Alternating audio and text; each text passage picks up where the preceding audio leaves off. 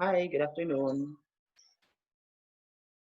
Can someone please let me know if my audio is working properly? It is, sir. Is that you, Andrea? Yes po. Okay, thank you. Can you also see the slide that I'm sharing? Yes po.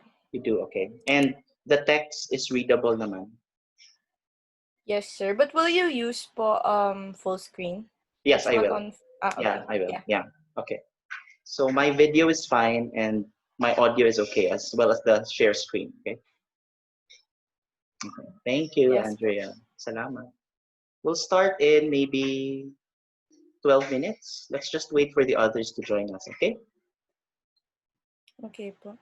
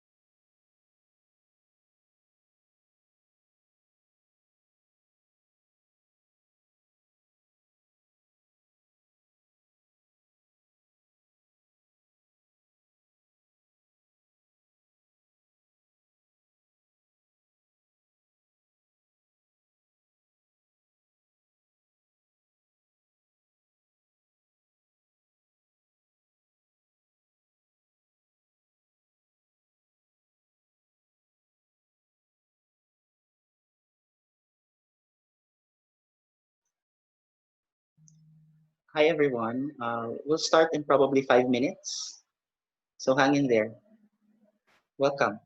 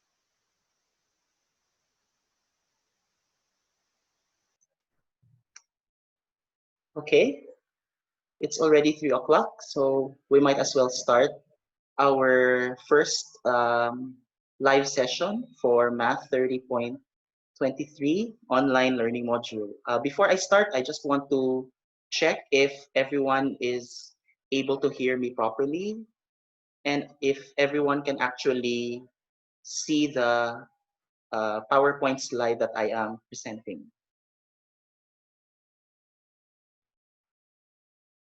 Can you give me a thumbs up or okay. So hi, good afternoon and welcome. I am Jude Buot. I teach in the mathematics department and one of the teachers of Math 30.23 last semester. Before we start our lesson, let me just give a few reminders.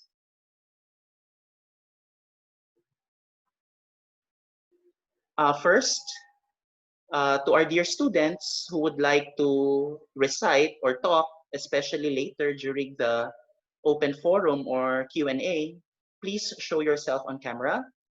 Also, for this entire session, please mute your microphone unless you are being recognized to speak. Third, if you have a question or you want to say something, just send us a chat message in the chat window. And I think some of my fellow faculty members are here. They could perhaps help me answer the questions later. If you want to raise a question during the Q&A, please wait until your name is recognized by the teacher. And finally, I want to remind everyone that this session is being recorded. Okay, shall we begin? I hope by this time you are able to go over the handout that has been uploaded in Moodle about related rates, which is the first topic. I hope for some of you, especially those with a faster internet connection, you also had the chance to take a look at our pre-recorded videos explaining some solutions of related rates problems. The first video was moderated by Dr. Jamela Sarmiento, and she talked about how to recognize related rates problems, as well as some steps on how to solve these problems. The second video was moderated by yours truly, and at the end of that video, I actually left you with two unsolved exercises. So my objective for this afternoon is to actually walk you through the solutions to these two extra exercises.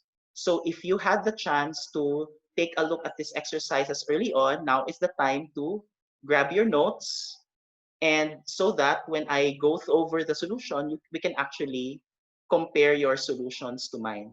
Or for those of you who are seeing these exercises for the first time, you may also want to grab a piece of paper, a pen, and maybe a calculator so that it's easier to actually follow what I am doing. Okay, so I have here the two exercises that I will explain to you this afternoon. So what happens in the session is I will first explain exercise 4 and then go over the solution, and then we go to a Q&A in case you wanted to clarify things before we proceed to the solution to exercise. Okay, let's start. Exercise 4. A reservoir is 80 meters long and its cross section is an isosceles trapezoid having equal sides of 10 meters, an upper base of 17 meters, and a lower base of 5 meters. At the instant when the water is 5 meters deep, find the rate at which the water is leaking out if the water level is falling at the rate of 0.1 meter per hour. So the first step is to, of course, visualize what is going on in the problem. And here we are tasked to draw a reservoir or a container of water whose cross section is an isosceles trapezoid. So I have here a diagram prepared for you. Um, the cross section I'm talking about is basically this portion. This is an isosceles trapezoid because the length of these two sides are equal. And based on our problem, that would be 10 meters in length. The upper base would be this portion, which is 17 meters in length, and the lower base would be 5 meters in length. And the length of this reservoir is 80 meters long. So I hope you can imagine that when we put water or water is placed inside this reservoir, then water being a liquid takes the shape of the container. So that means when we compute for the volume of the water inside the trapezoid, inside this reservoir, we actually subscribe to the volume of this reservoir, the container, the volume of this container, which is given as follows. 80, which is the length, multiplied by the area of the isosceles trapezoid cross-section. To better view this one, let's look at it this way. So imagine this region that's being filled with water. Okay, notice that the space or the amount of space occupied by the water is also the same shape as this reservoir. It also is 80 meters long. That's why I did not assign a variable for 80. However, since water is leaking out, we expect water level to be falling at a rate of 0.1 meter per second. Consequently, we expect the length of the upper base to also be changing over time. So notice here that we can just focus on this diagram instead. Let's proceed. So how do we compute for the area of the trapezoid? So if we denote the length of the upper base as x and the height or the water level as h, we have to find an equation that also contains these two variables. Now, the area of the trapezoid is computed as follows. 1/2 times the sum of the lower base and upper base. Sorry, 1/2 times the sum of the lower base and the upper base times h. Okay, look at this equation. Notice that we can further simplify it as 40 times the quantity 5 plus x times h. Now, if we observe our given problem has the value, has the change in h with respect to time, which is this rate, 0.1 meter per hour. But we are not given a value for the derivative of x. That means the rate of change of the length of this upper base. So our next objective is to write or give a relationship between x and h. We wanted to write this formula as as volume in terms of h only. So how do we do that? Okay, let's go back to this configuration, and I want you to um, subdivide this isosceles triangle into three parts by drawing these two parallel segments. What am I doing here? I am trying to cut this isosceles trapezoid into a rectangle and two congruent right triangles. That way, if the lower base has length 5 meters and the upper base has length 70 meters, we can actually compute for the length of this region here, of this segment here. So for example, if this is 17 and this is 5, this would be 17 minus 5, which is 12. And since these two segments are equal, then that means the length of this segment is 6 meters. So let's focus our attention on this particular right triangle. So I have here this blue shaded right triangle wherein we already have a given value for the length of its hypotenuse. And earlier we computed this to be 6 meters. Notice that the height or the altitude of this right triangle is exactly the same as the height of our reservoir, which we can compute using Pythagorean theorem. So let's look at this right triangle. If this is 10 and this is 6, by Pythagorean theorem, this would be 8 meters. That is square root of the quantity 10 squared minus 6 squared. That gives you square root of 64 or 8 meters. Okay. Before we proceed, again, for those of you who are still following me, our intention is to write this formula for volume as in terms of h only. The reason being is that we cannot supply a value for dx over dt after we take the derivative later on. Okay. But x, take note, is the length of the upper base of the water. So how do we compute for value for x? We are going to compute it by looking at this particular length. Let's call it y. And notice here that this right triangle is actually similar to this larger right triangle.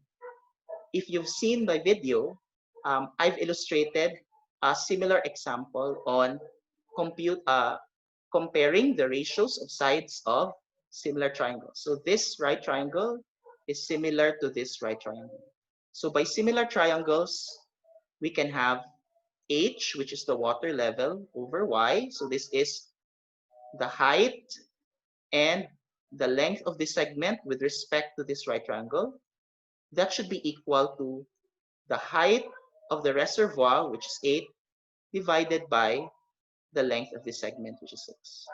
So from this equation, we can compute that y is 3h over 4, or 3/4 of h. Okay, so if x is the sum of 5 meters and 2y, so notice this entire thing is x. This is 5 meters, so we expect this segment to be 5 meters. So therefore, x would be 5 plus 2y. So that means if you substitute 5 plus 2y to x and simplify, we now have our working equation. If we substitute y here, we end up with volume equals 40 times the quantity, 10 plus 3h over 2 times h.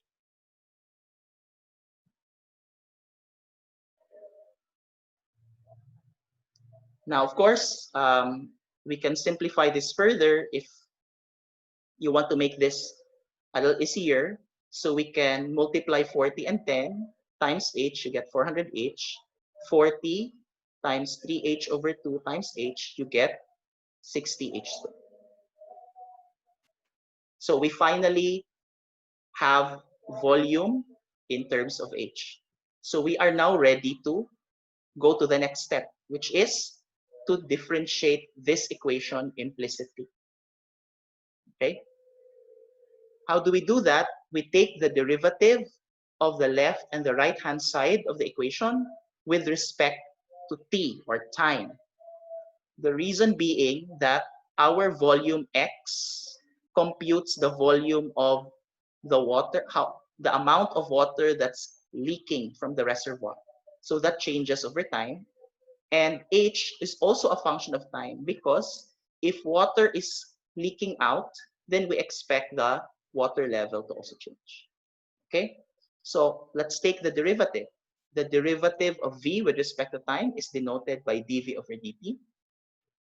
The derivative of 400h is 400 plus the derivative of 60h squared is 120h times the derivative of h, which is dh over dt. So since the rate at which water level is leaking is 0.1 meter per second, that is decreasing. So this is a negative rate, negative 0.1. H is 5 meters. So we now have our value for dv over dt, which is negative 100. Now, since dv over dt is negative, it means that the water is leaking at a rate of 100 cubic meters per hour. It means that the reservoir is losing water at this rate. Okay? So as promised, before we proceed to the next exercise, I just want to check our chat box if there are a few questions.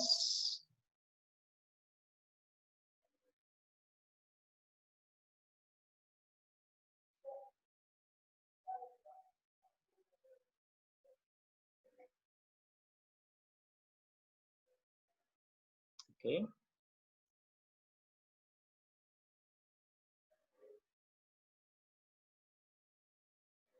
I believe there are no questions for exercise 4.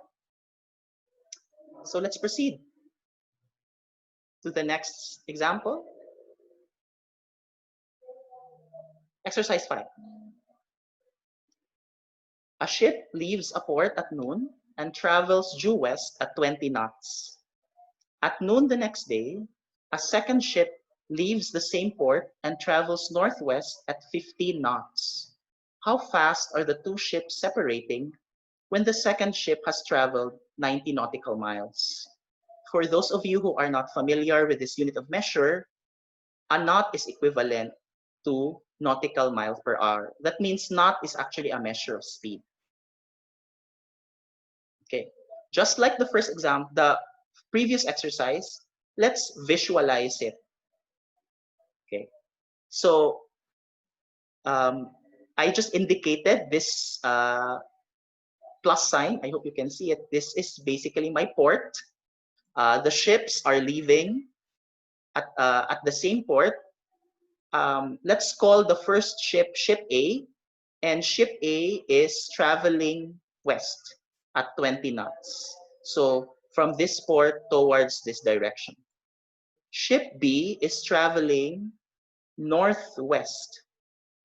So that means from this point, Ship B is going towards this direction. The question here is, how fast are the two ships separating when the second ship has traveled 90 nautical miles? So we are asking here about how fast the length of this line segment is changing. So I think it's clear from our illustration that ship A, ship B, and the point of origin actually form a triangle.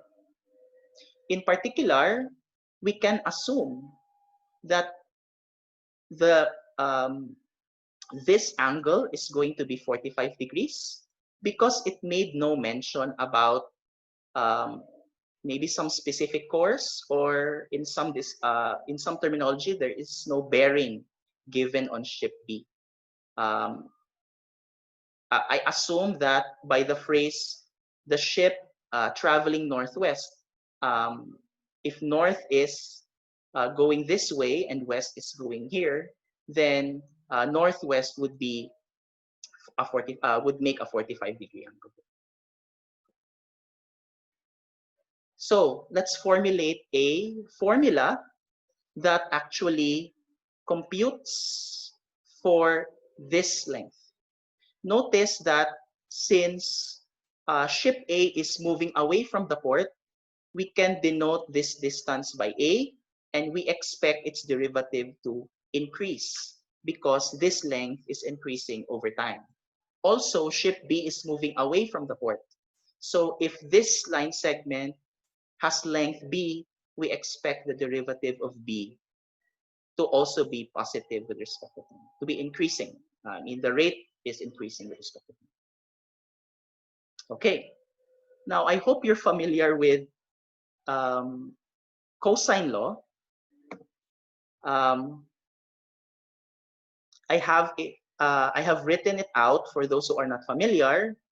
Cosine law basically is uh, one of the known equations.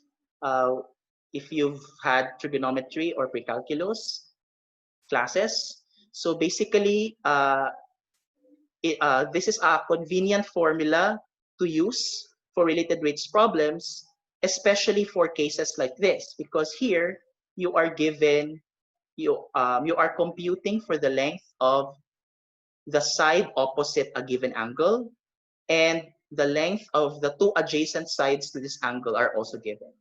So notice that in this formula, the angle I'm assuming to be fixed at 45. So you can actually compute for the cosine of 45 degrees. That is square root of 2 over 2. So if you simplify this term, you end up with c squared equals a squared plus b squared minus square root of 2 times a times b. Okay? Just want to reiterate that dA over dt is positive 20 because this is increasing over time, and dB over dt is positive 15. We are looking for dC over dt when B is 90, when the second ship has traveled 90 nautical miles.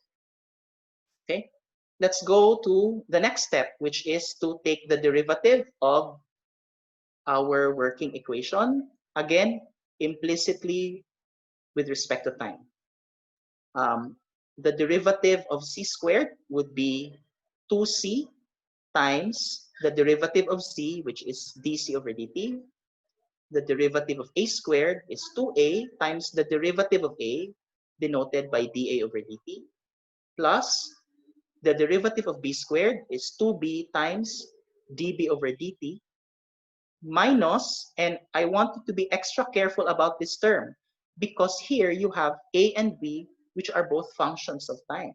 So that means when you take its derivative, we have to use product rule.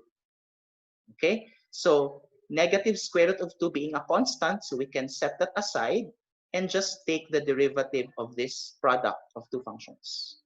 How do we do product rule? We have first function, A, multiply that by the derivative of the second function, which is dB over dt, plus second function, B, multiplied by the derivative of the first function, dA over dt. Okay? Now, we are looking here for dC over dt. Therefore, to find dC over dt, we just need to divide both sides of this equation by 2c and then supply the values. Okay, now let's go over the values that we need to supply for this particular session. We need dA over dt is already given, that is 20 knots. dB over dt is also given, which is 50 knots. We actually don't know the value for A, but we do know that the second ship has already traveled 90 nautical miles. So we have a value for B. We have yet to find a value for A as well as C. So that's what we're going to do next. Please follow me. So B is given, it's 90. Now, um, B is actually a measure of distance, and knots is actually speed, so that's distance over time. So that means we can compute for time if we divide distance with speed. So 90 over 15, that would be 6 hours. That means that if ship B left this port at 12 noon, basically we are computing for the rate at which this segment is changing at 6 p.m. of that day. Okay, so this 6 hours, this is actually the specific time of the day that we are computing the derivative. Okay, so notice that ship A left the port a day earlier. That means if it was 6 hours after ship B has left the port, it means that ship A already left the port 30 hours earlier. Or it has been 30 hours of traveling for ship A.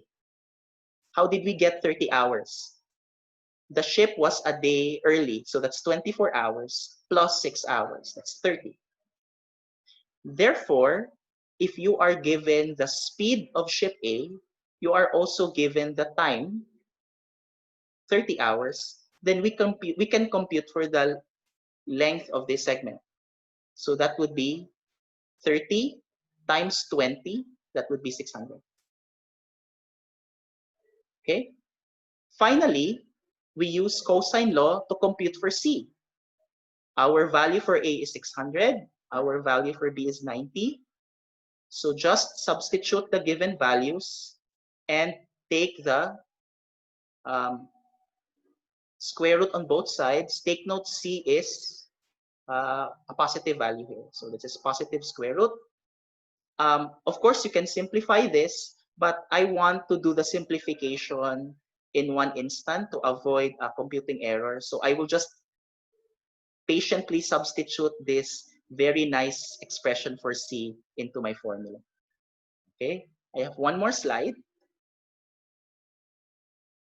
So this was our formula for dC over dt.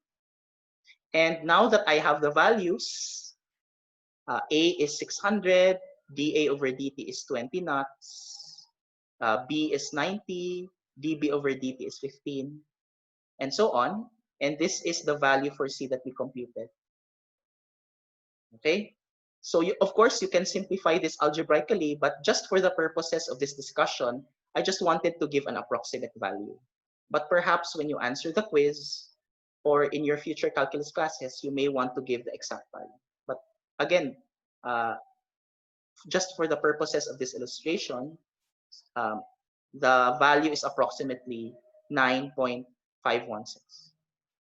Okay, therefore, the distance is changing or is increasing at a rate of approximately 9.516 knots.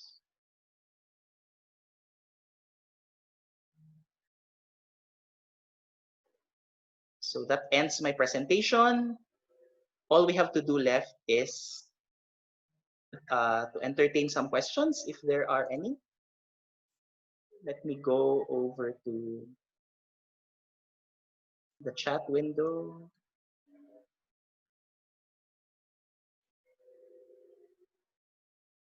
By the way, my dear students, your teachers are also eavesdropping in this discussion. So I want to give a shout out to Dr. Miro, Dr. Sarmiento, Dr. Marcelo, and Dr. Francisco.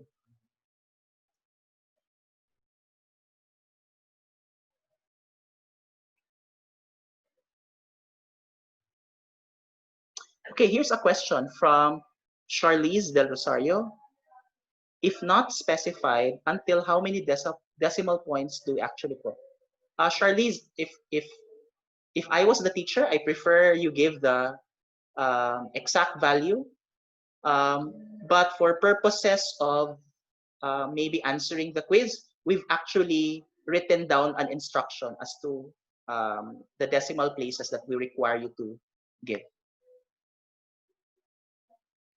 Okay, from Nico George, will we ever get questions? Jorge po. Jorge po. Jorge, I'm sorry. Yes, thank you. Nico Jorge, will we ever get questions where the final answer is in terms of a variable that cannot be found? Can you clarify this for me, Nico? Like, say, for example, we have a final answer in terms of C, where C is a quantity that can't be computed for using the other givens. So you'd have an answer like 4 over like 4 over square root of 2 times C or something. You mean the final answer would actually also contain a variable? Is that what you're asking? Yes. Will we ever have questions where the final answer will contain a variable?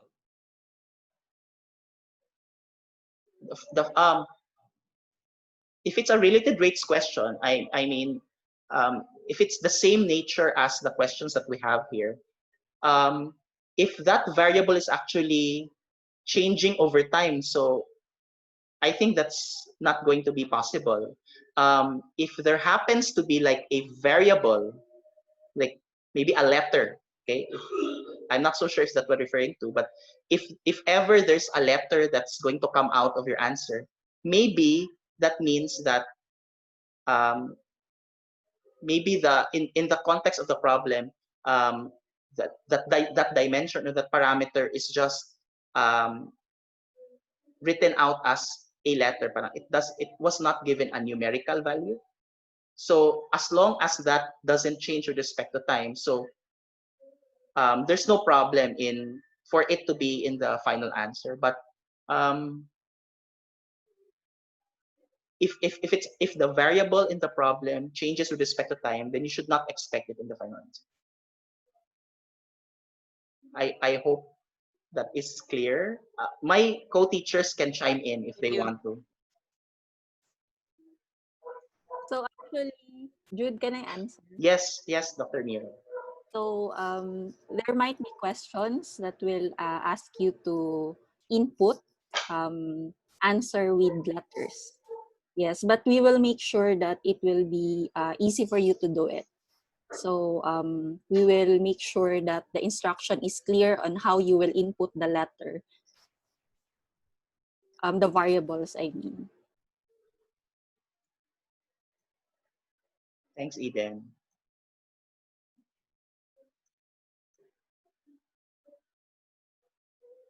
Okay, from Andrea Sabina Manlutak. What are other keywords that we should look out to know if it's increasing or decreasing? Yes, so Andrea, so leaking, moving away, it actually depends, Andrea. In exercise 5, since the ship A is moving away from the port, that means, and if you are after of how fast the distance between the ship and the port changes, so that's going to be increasing. Yeah. Ano pa ba yung mga keywords? Rising, water level is rising.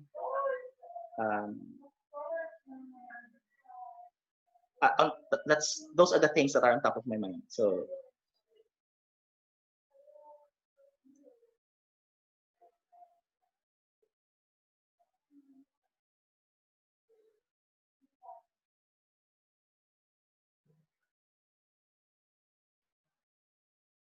Dr. Francisco saying you should not rely on keywords. You also have to use your understanding. So yes, thanks for that tip, Doctor. Yes.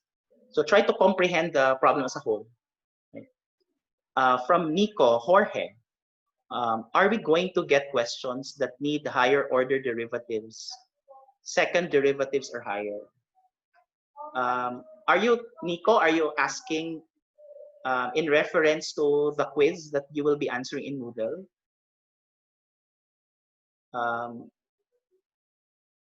Yes. I'm not sure if, can I say something about that, Eden, or am I allowed to even? It depends on the So for example, if you're given the if you want to get acceleration, right? If you have that, so it's second derivative. Yeah, yes, Eden. I think Nico is asking sa quiz, are they, will they be asked to have higher order? Can we answer, do we even answer that? Nico, you try answering it out. May time limit na. I mean, I think the time limit is very it's very considerate. Okay, it's very considerate. But you know, if you remember your syllabus or course outline for Math 30.24, the discussion on higher order derivatives comes before related rates, right? So it's something that you can expect, as mentioned by Eden, acceleration, that's second order derivative. From Gio, any useful tips in solving related rates problems?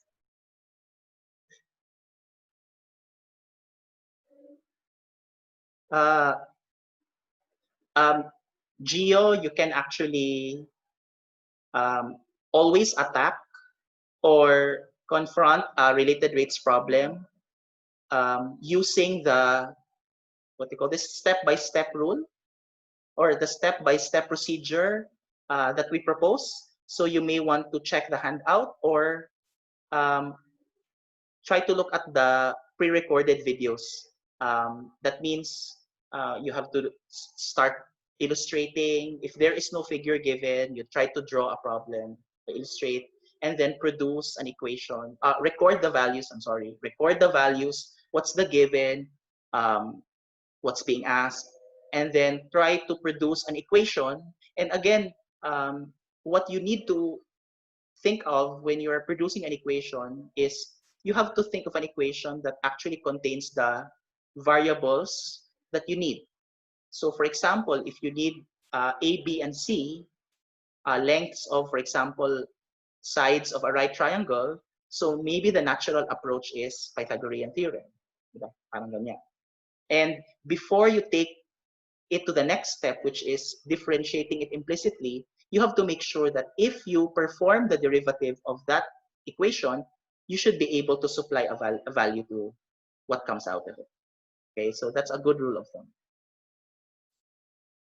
From Mac Mongkal. Hi, Mac. Just two questions lang po. First is a clarification for the answer for exercise 1. In the handout, exercise, if the answer for exercise 1,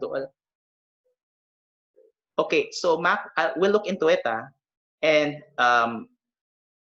then we'll make the necessary corrections, if any.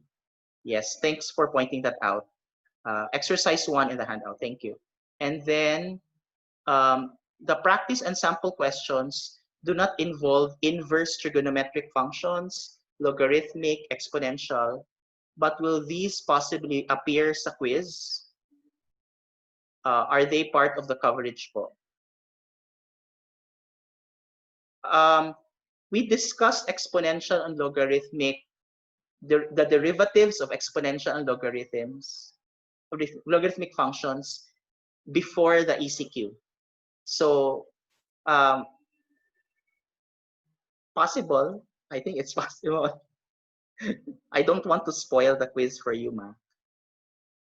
Yeah, but do keep in mind that Math 30.23, the course outline already covers the derivatives of trig, logarithm, and exponential. From Gia Parma, will the quiz include questions with the same level of difficulty as the examples or exercise you have discussed? I think so. I think so, Gia. This is a group effort. Although I'm the one presenting here and whose face you're seeing now, this is put together by all your teachers in Math 30.23. So, yes. From AJ Diaz, hi AJ, is it possible to use the distance formula for this problem? Are you talking here about the exercise 5, AJ, no? Distance formula, are you thinking of like say affixing the port as the origin?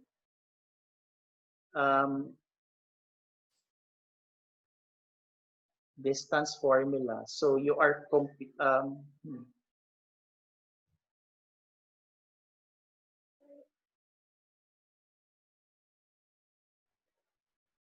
let me think about it. Here, Dr. Flor, thank you. Thanks, Doc Flor. You can use the distance formula, but you will still use trig to determine the coordinates of the points. Yeah.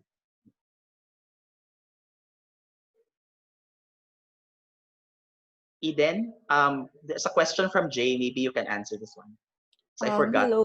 Until when can we answer the quiz po? Yeah, so it will be open until midnight of Friday. So but you only have 2 hours to take the quiz. So make sure that you have your paper, pen, and calculator ready before you start your attempt for the quiz, because you only have 1 attempt and 2 hours. Okay. Vince, I saw your message. Ayan, I'm flashing again the previous slide. From Miguel Guzman. Hold on. Hi, sir. Can all problems in the sphere of related rates generally be assessed through geometry and trigonometry by drawing a diagram? Or does the drawing step in solving related rates problem only apply in some types of problems? Miguel, our recommendation really is to visualize it so you have a better grasp about the relationships of the variables you're trying to connect. Well, of course, if you're an advanced learner, you can skip that part and immediately go to your working equation. But it's something that we do recommend to have a diagram. In your if you're submitting, say, a complete work, as teachers, we also really appreciate if we can see that our students have also visualized the problem properly. So it also helps us affirm that, as teachers, it helps us affirm that you really have the right grasp. Dr. Francisco is suggesting that you begin at 10 o'clock to make sure you have 2 hours.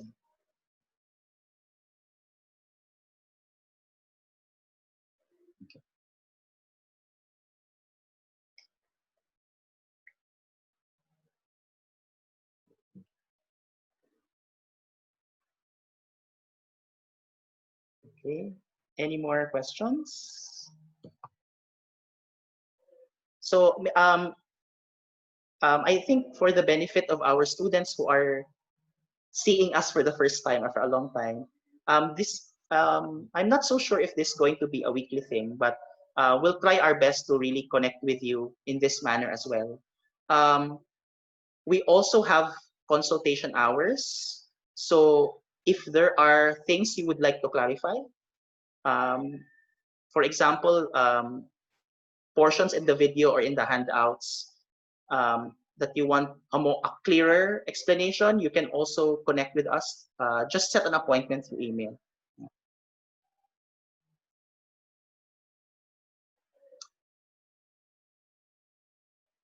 Exercise 4 in our handout, can you give a walkthrough? Hold. Exercise 4 in the handout. This is me. Okay. Can you give me a walkthrough of the solution? I'm having a hard time for understanding it. Okay. Can I shift to ano? I'll just end the slideshow. Handout.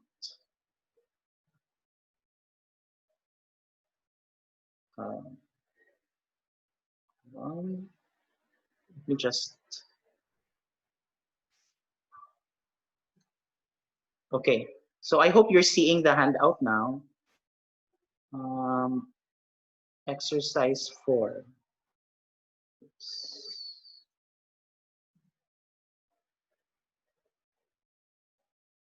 So that would be towards the end. This one. Okay.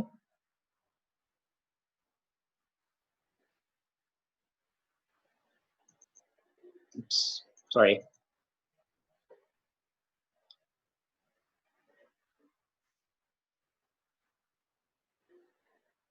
Okay.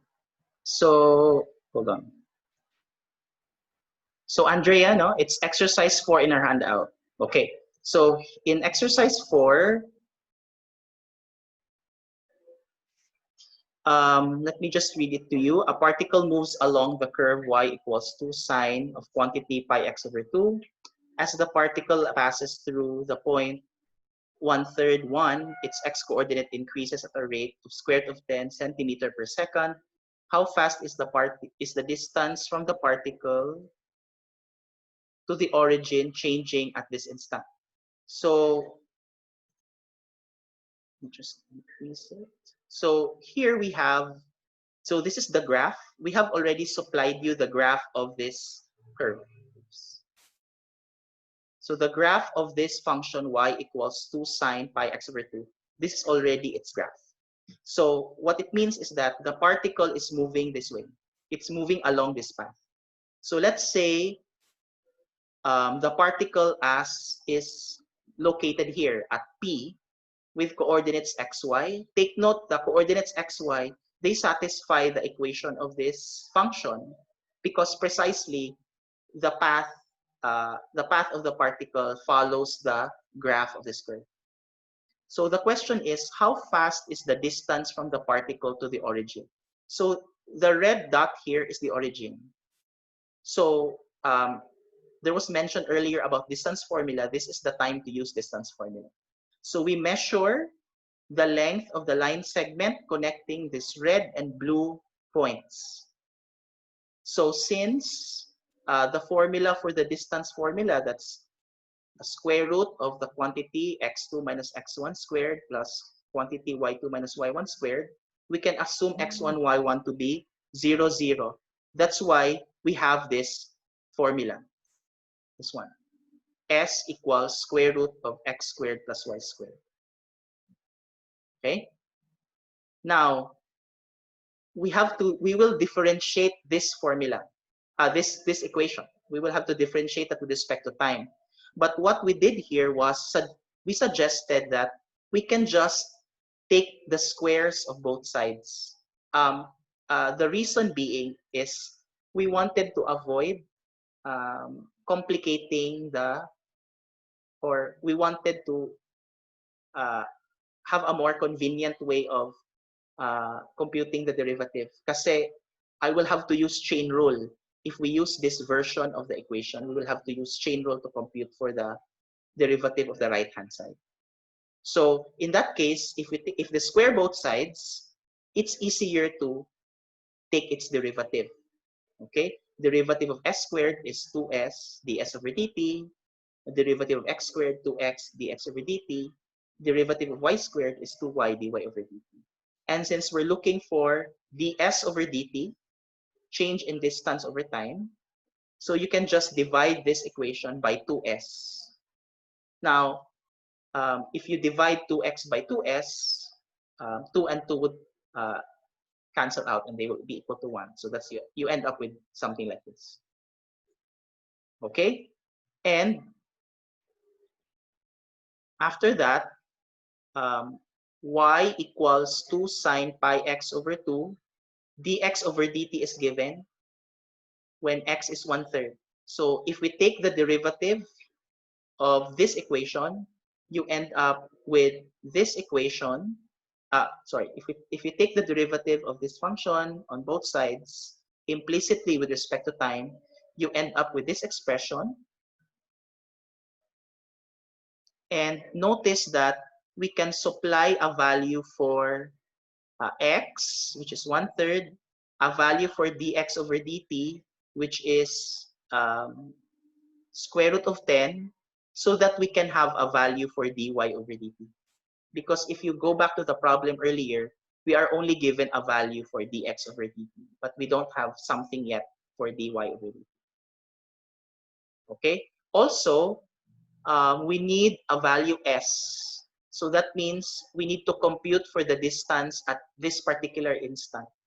So the formula for s is square root of x squared plus y squared. Substitute 1/3 for x, y for 1. So you end up with this value for s. Okay? So to summarize, you have this equation of ds over dt. You need a value for s, which you computed, which is square root of 10 over 3. Now, this is the reciprocal. That's why it's written out as 3 over square root of 10. We have a value for x, which is 1/3. A value for dx over dt, which is square root of 10. And y, that's 1. dy over dt is the value that we computed earlier. It's square root of 30 over 2 pi. So simplify this with the aid of your calculator, you end up with this.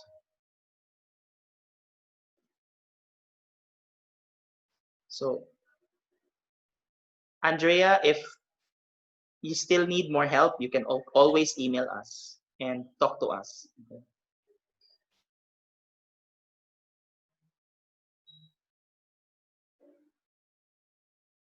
Okay. Andreas Diaz. There are some word problems that have terms I do not understand. Like in exercise 3 in the module, this is making it hard for me to visualize. How can we overcome this? Exercise 3 in the module. Are you talking here about the handout? This one.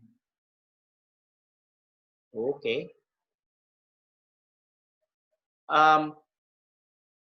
AJ, one answer would really be to, this is part of the competencies that we're aiming for Math 30.23. Comprehending, visualizing the scenario being presented to us. It's part of the problem solving exercise. So one tip I can give you, AJ, is really to try and answer as many exercises. There are tons of videos online, not just the videos that Dr. Sarmiento and I made, but so much more. Familiarize yourselves with the different say forms, or in the video of Dr. Sarmiento, she actually talked about the different categories or the most common types of related weights problems that you can encounter. So start with that one.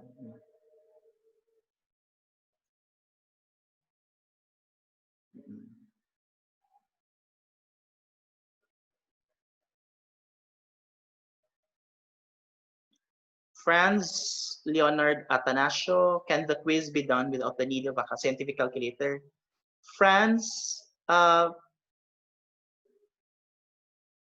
I think for some problems you can, but my advice really is to have a calculator. When you answer in Moodle, there actually is a built-in calculator. I'm not just so sure if it has all the same functions of a typical scientific calculator. But in Moodle, friends, once you begin answering the quiz, you just have to explore the different tabs in the quiz window. There's a built-in calculator. You should see it. But again, not sure if all the functions in a physical scientific calculator is there.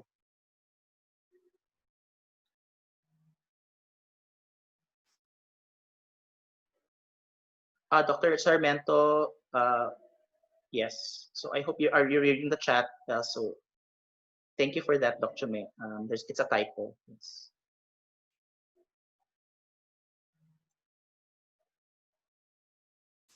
Adrian Ocampo, can you better explain how you use the cosine law in exercise 5? Okay.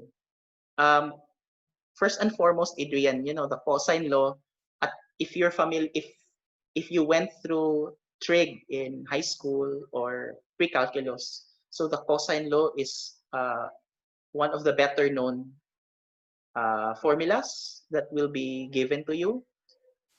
So usually we use cosine law, especially pag we know we cannot necessarily assume the triangle is right. So in our case, we don't have that information kasi usually if it's a right triangle, the convenient choice is the Pythagorean theorem. But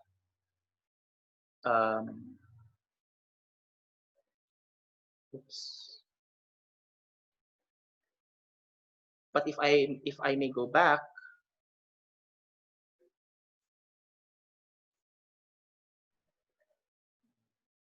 oops, sorry.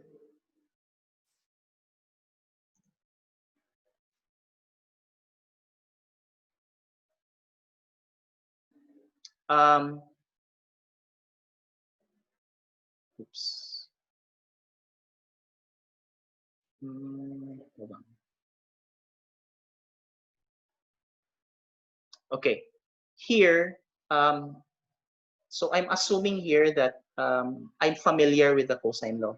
Um, it's my easy answer really is it comes naturally if you're familiar with that. If you have the sufficient background knowledge on what are some of the well-known equations that actually relate the different uh, lengths and angles uh, in a triangle. So my inspiration here was I know I am given one angle and I am looking for the length of the side opposite that angle. So that immediately triggers me to use cosine law because again of that knowledge that's usually one of its applications. But of course, the cosine law requires that you know the lengths you can supply for the lengths of the two adjacent sides of the angle. And in this particular case, that is the contribution of this additional assumption, 90 nautical miles. So um, if you were able to follow earlier my discussion, I just have to uh, solve for the values of A, solve for the value of A. Since it's a requirement, if I use cosine law, I need to have a value for this one. We have 5 more minutes. Um, just go over the chat. Do we still have questions? Okay. Oops. Yeah.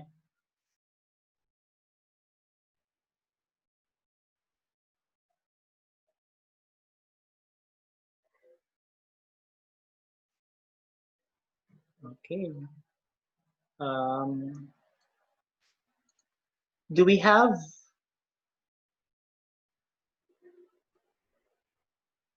From Gio Divino, do we have to review formulas such as cosine law, or will you be giving the formulas of the relationships of the variables during the quizzes? Gio, if if we feel that uh, there's a formula that needs to be supplied at the start for the student to answer the quiz, we will give it. But I think it's a case to case basis. There will be questions in the quiz that assumes you have some knowledge, or yeah, some knowledge of formulas. Okay. Ezekiel Tanchoco, sir, earlier the cosine law said 2 times AB cosine 45. Why does it become square root of 2AB? Ezekiel, cosine 45 is square root of 2 over 2. Oh, AJ, thanks for helping me with that. So that's 2 times AB times square root of 2 over 2. So you can simplify it to square root of 2AB.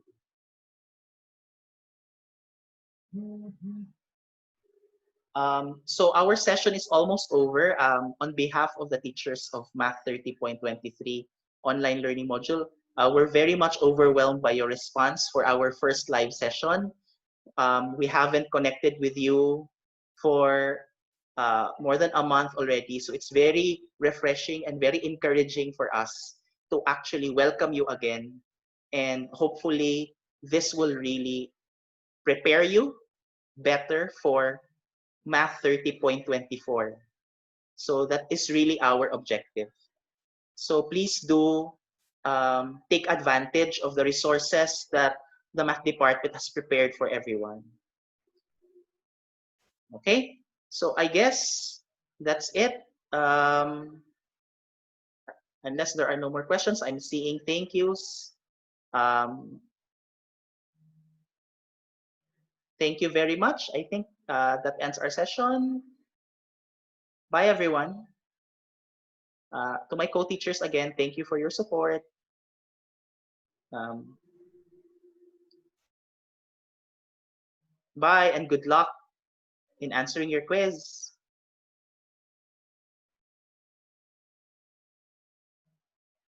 Bye.